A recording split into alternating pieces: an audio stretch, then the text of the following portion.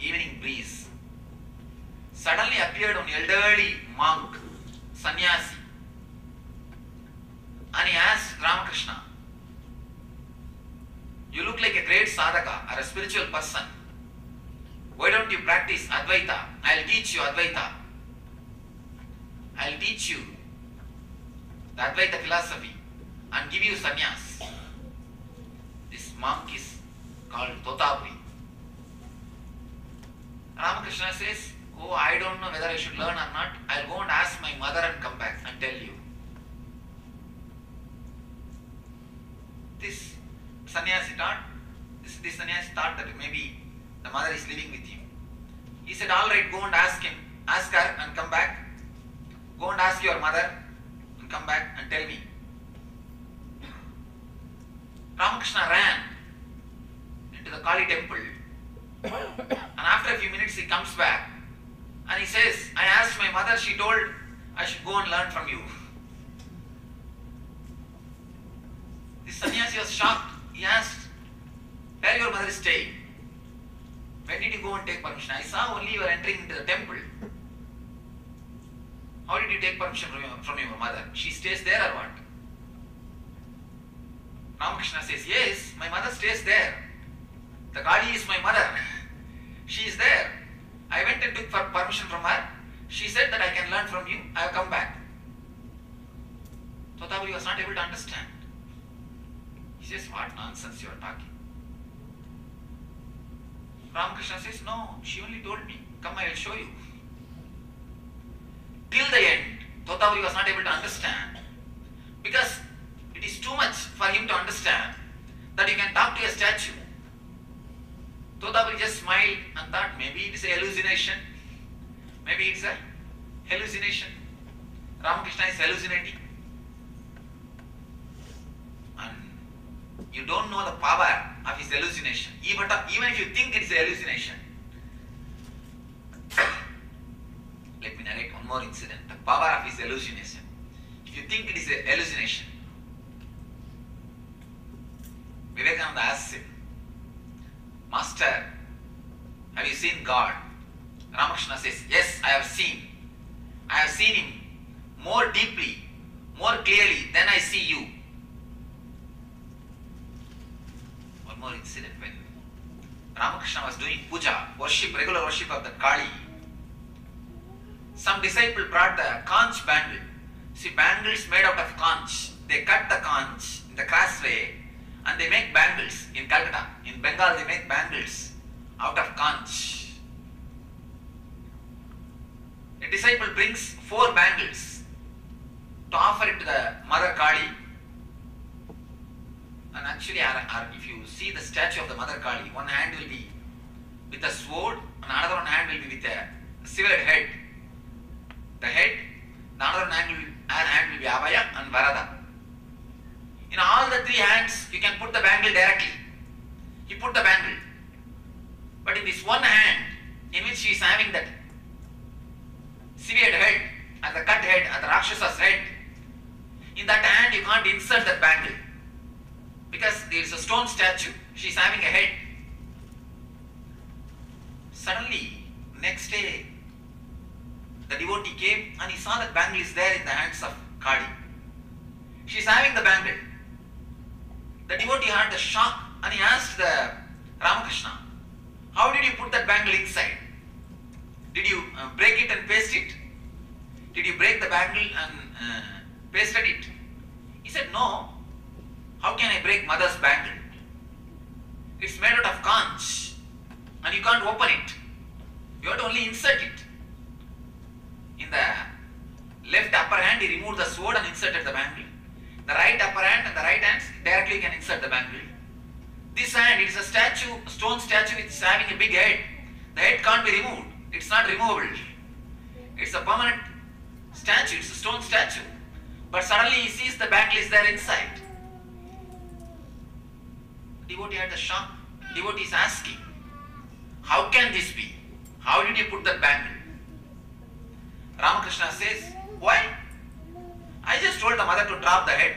She dropped the head. I inserted the bangle. Again I told her to hold the head and she started holding." disciple had the shock. How can this happen? And he went and tested whether he broke the statue. No. Single stone. It is there, but the bangle is there. If you have a chance to go to Calcutta, never miss. Go to the temple. Still the bangle is there. Still the conch bangle is there, which is put by Ramakrishna. Still the bangle is there. You can never imagine that bangle can go in such a big statue. And if you see the statue only, then you will understand. It can never be inserted. Simply he says, I told the mother to drop the head. She dropped the hand and opened the hand. I inserted the bangle. Again I gave the head and she started holding. That's all. See the power of trust and faith. And I tell you, I am not telling the story. If at all you get the chance, go to the temple and see. Only when you see you can understand. Neither the statue is broken, nor the bangle is broken, and it's a conch bangle. You can never imagine the power of the devotion. When you have the deepest trust and the power, when you have the deepest devotion, even the statue becomes a god. Even the stone comes back to life. Even the stone comes to life. When the relationship and the trust doesn't happen, even if God comes down, you will ask for ID card. You will ask for ID card. When the trust happens, when the relationship happens, even the stone can become God. And I tell you one thing.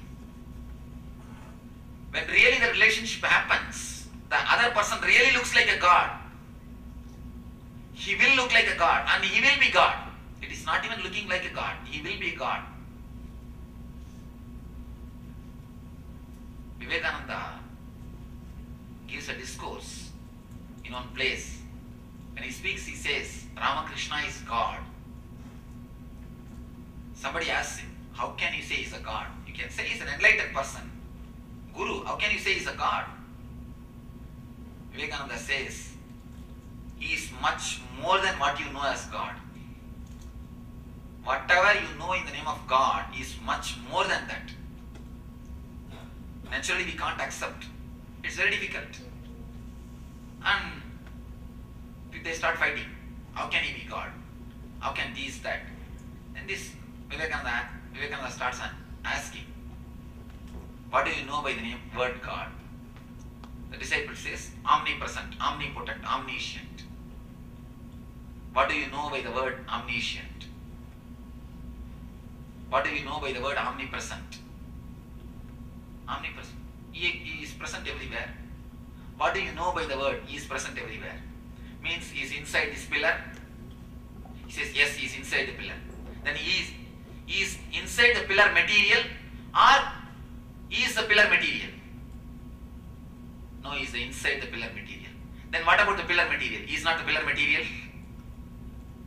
When he started questioning, the guy who said omnipresent, he just started, no, I don't understand. I know only few words.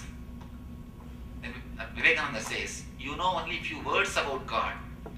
Whatever you know about God is only idea. It is just few words. It is not God. Please be very clear. Whatever you know about God is just idea of God. It is not God itself. Vivekananda says beautifully, Ramakrishna is something far more superior, higher than all your concept of God.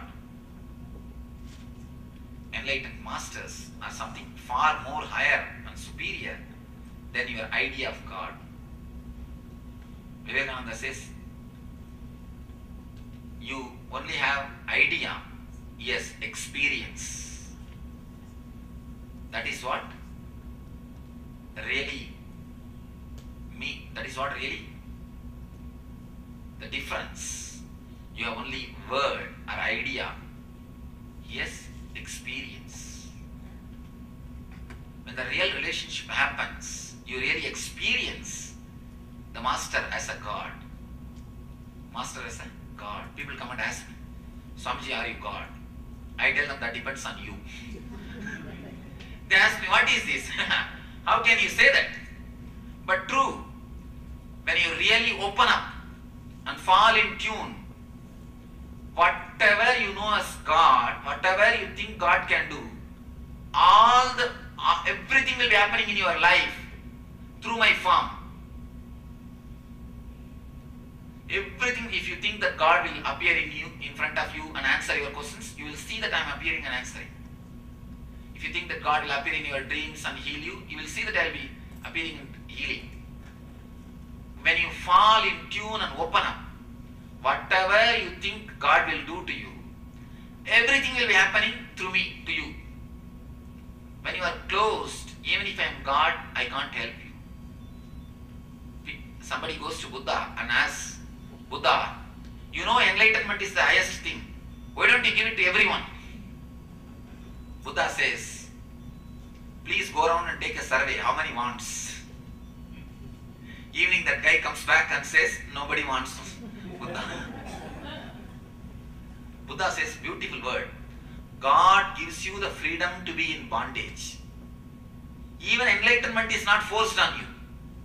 It is given only when you ask for it. Even though it is the ultimate thing, great thing, it is never forced on you. If it is forced, again it becomes a bondage. God gives you the freedom to be in bondage. You have a full freedom to be in bondage. You have full freedom to be in bondage. So He never forces. I tell you, when the real relationship happens, a simple Zen stick or a small stick is enough to make you enlightened. And there are so many incidents or stories. Master making disciples enlightened just with a small stick. Disciple is sitting, listening. Suddenly Master takes a stick for no reason and kicks the disciple and he becomes enlightened. He'll be shocked. And the story says, some stories in the Zen Buddhism, it says, the moment Master picks up the stick, the disciple gets enlightened. Even in the sight of the Zen stick being lifted, disciple gets enlightened. And Master has to drop that stick.